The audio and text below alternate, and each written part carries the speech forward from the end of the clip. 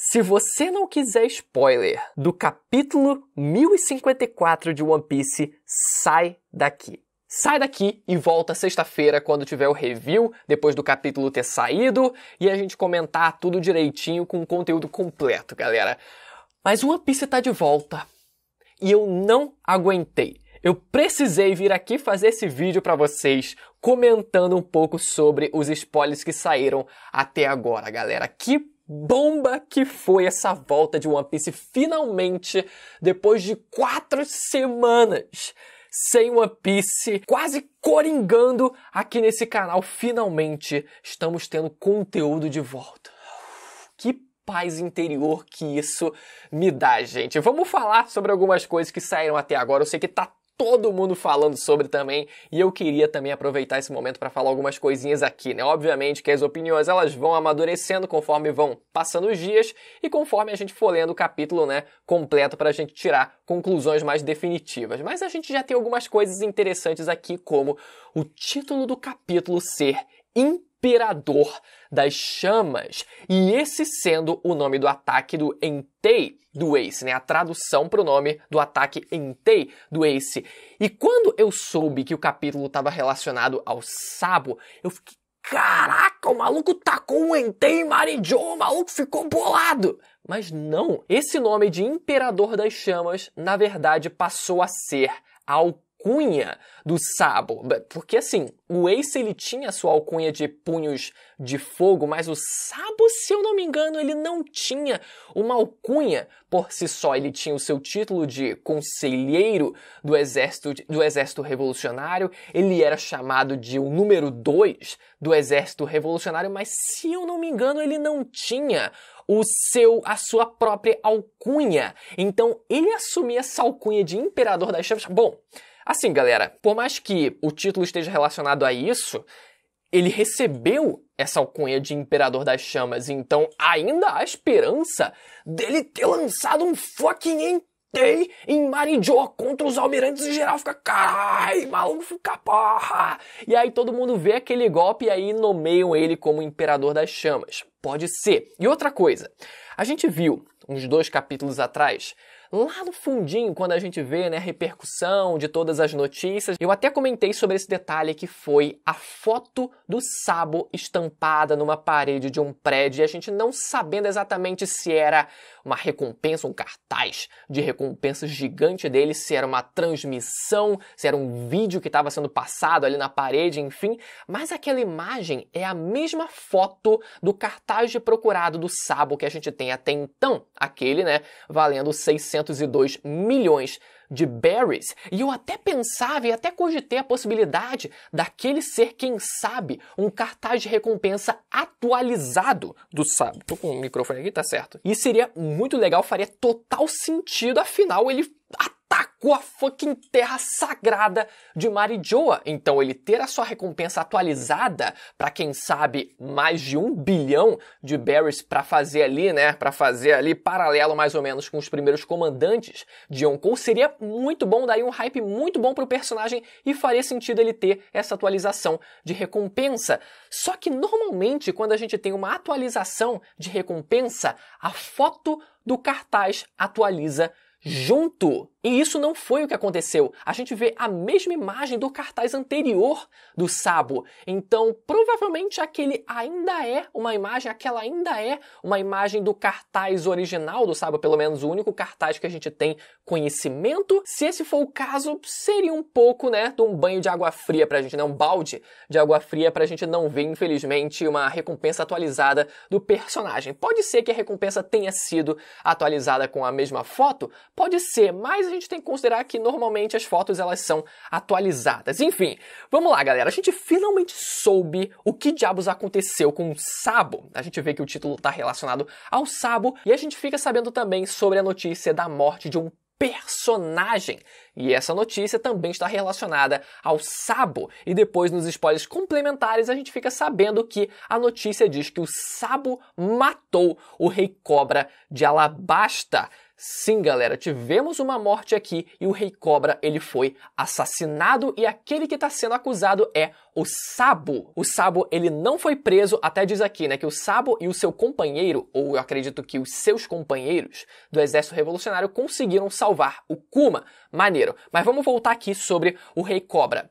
Morreu, só que, claro, não foi o Sabo que assassinou o Rei Cobra. Muito provavelmente foi a partir de algum comando de Im-sama, tendo visto ali os cartazes ali, na verdade, as fotos.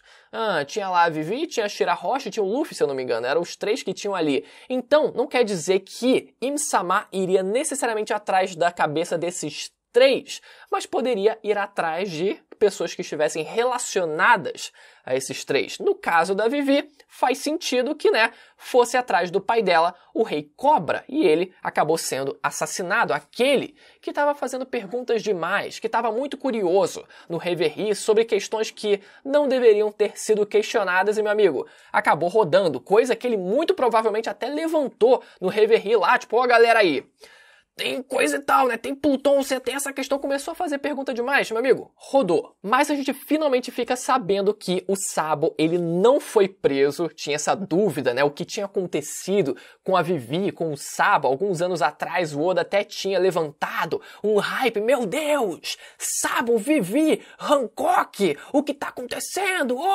Né? Dando indício de que algo poderia ter acontecido com eles.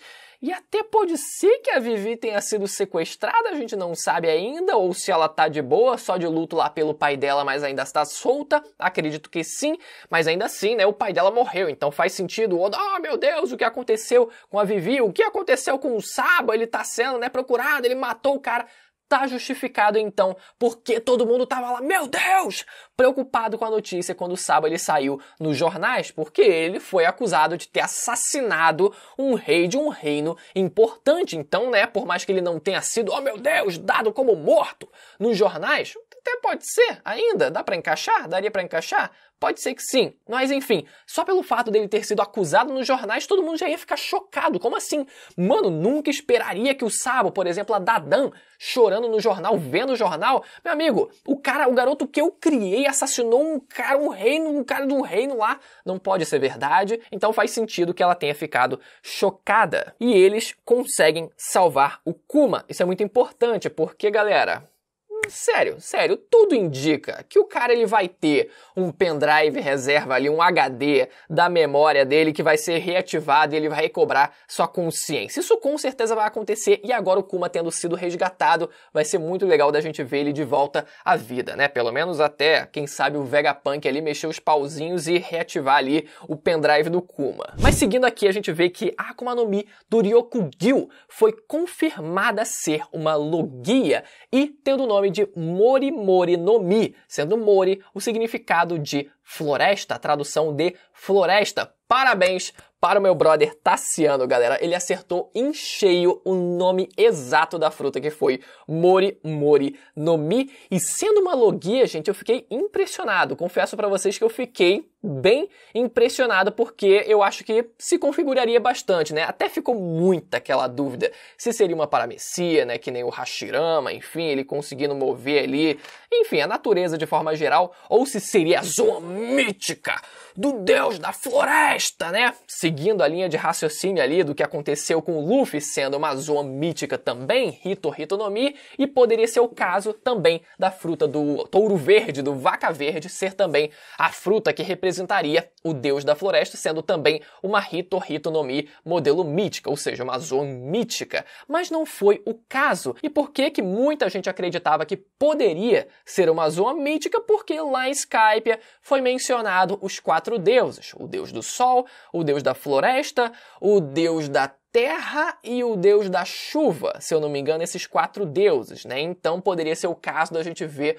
um quarteto de frutas zoomíticas Hito Hito no Mi que representariam esses deuses. E galera, por mais que o touro verde, o vaca verde, ele seja uma Logia da floresta, eu acho que não teria problema nenhum que no passado alguém que tivesse essa fruta tenha sido reconhecido como o deus da floresta mesmo sendo uma logia. Eu acho que no caso do Luffy é um caso mais particular porque o Oda ele quis transformar a fruta, né, para representar mais o Deus do Sol, coisa que a fruta em essência não parecia representar, né? Eu acho que o Oda ele quis reforçar essa mensagem de que o Luffy ele é uma metáfora para o Sol, aquele que traz o novo amanhecer para os países e para o mundo, né? Só que isso não precisa também se estender às outras frutas. Os outros usuários antigos dessas frutas poderiam ser uma logia, poderia ser uma zoan, poderia ser uma paramecia, que não teria problema nenhum, contanto que eles representassem,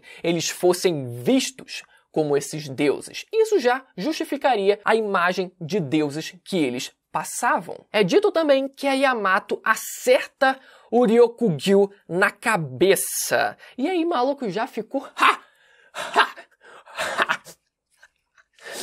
Olha lá o pobre coitado do almirante levando porrada na cabeça da Yamato, kkk. Galera, pelo amor de Deus, a primeira luta do Luffy contra o Kaido foi o Kaido também levando a porrada na cabeça. Isso quis dizer alguma coisa? Isso definiu qualquer nível de poder que eles tivessem ali naquele momento? Não definiu nada, meu amigo. A gente tem que ver se o golpe realmente fez efeito, se o cara ele tava levando a luta a sério, tipo, Yamato deu uma porrada na cabeça dele. Cara, galera, prestem atenção. Mais uma vez o que eu falei. O almirante está sendo introduzido agora, nesse momento. Vocês acham, por questão de narrativa, quem realmente vai parecer? Quem que o Oda ele vai querer engrandecer nesse contexto atual agora? Lembrem do contexto de Punk Hazard. O Caesar Clown, ele era um bosta, não era? Ele era um bosta, mas na primeira aparição do personagem, ele conseguiu derrotar o Luffy com nulas, conseguindo ali remover o oxigênio e apagando uma porrada de gente. Derrotou o Luffy com nulas que já tinha o Gear 4. Já poderia ter mostrado um Gear 4 ali. Não mostrou por uma questão de narrativa, por uma questão de necessidade. Enfim, independente. Mas era um cara que conseguia dar um pau no Doflamingo no Gear 4 e foi derrotado com nulas pelo Caesar Clown. Por quê? Porque era a introdução do vilão do arco. Então, meu amigo, se o Touro Verde, se o Vaca Verde chegar e humilhar metade da aliança com veneno de planta que ele soltar ali, com um sonífero, que ele soltar com algum poder de planta ali, apagar metade da aliança ali, fazer todo mundo dormir, meu amigo, seria completamente plausível se isso acontecesse. Então não vem com conclusões precipitadas não, porque o bicho ainda vai mostrar bastante coisa. Agora, não, calma, não vou chegar na bomba ainda. Vou falar da bomba menor aqui, que foi o Akainu no final conversando com um novo personagem, e esse personagem sendo chamado de Cavalo Preto. Ele sendo o chefe da divisão de investigação da Marinha, enfim, que vai averiguar a situação do que aconteceu no Reverie, uma parada assim. O cara é chamado de Cavalo Preto. Isso significa que ele é um almirante, afinal ele segue ali, né, o padrão da alcunha de animal mais cor?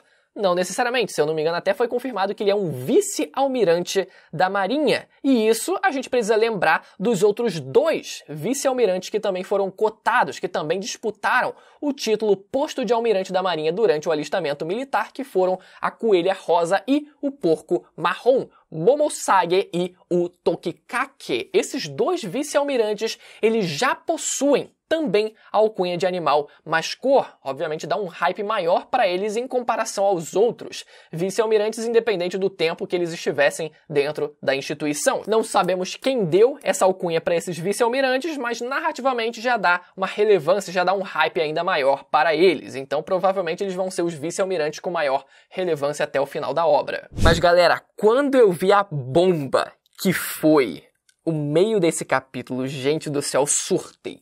Eu surtei. Shanks está no mar, perto do país de Wano, e ele diz que é hora de ir para One Piece. Mas que primeiro ele precisa resolver a questão com Bartolomeu, que estava lá queimando as bandeiras dele, né? Nos países, nos reinos onde ele tinha domínio, né? Vai terminar em pizza essa questão do Bartolomeu, mas só pelo fato dele estar perto do país de Wano, gente, o reencontro vai acontecer.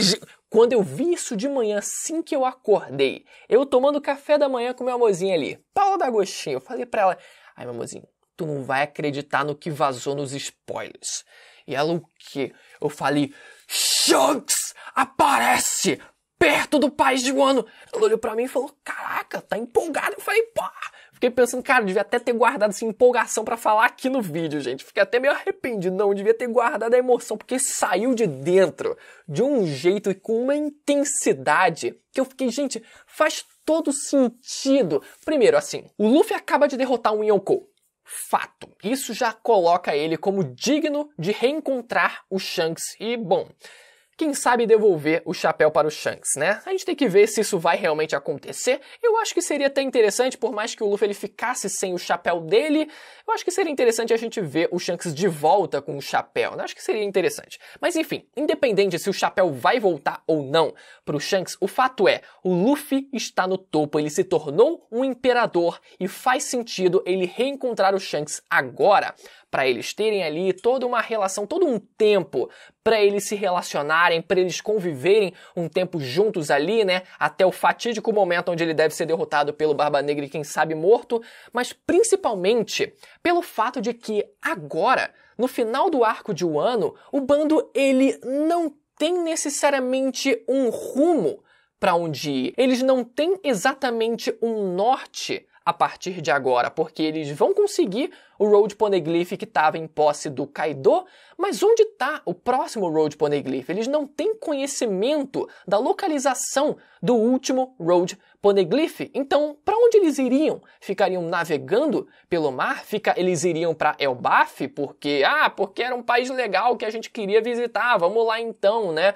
Não, eles precisam ter um norte definitivo. E quem vai dar esse norte vai ser o Shanks. O Shanks ele vai dizer para onde eles vão e muito provavelmente pela muito provável relação que o Shanks tem com o reino de Elbaf, eles vão até Elbaf, mas não porque, como eu falei, era um país legal, o Sop tinha vontade de ir lá, então vamos lá.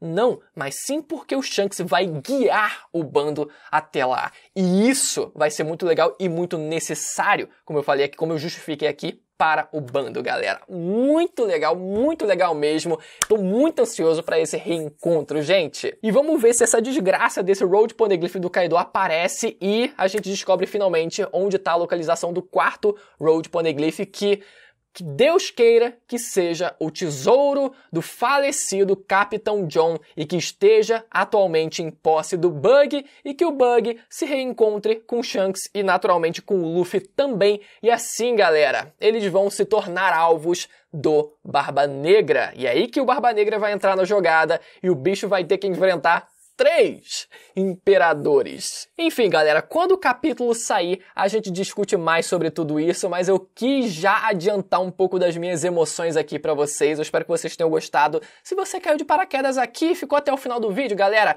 falta isso aqui pra gente bater a meta de 600 mil inscritos e com a sua ajuda a gente vai conseguir, beleza? Vou ficando por aqui, até a próxima, tchau!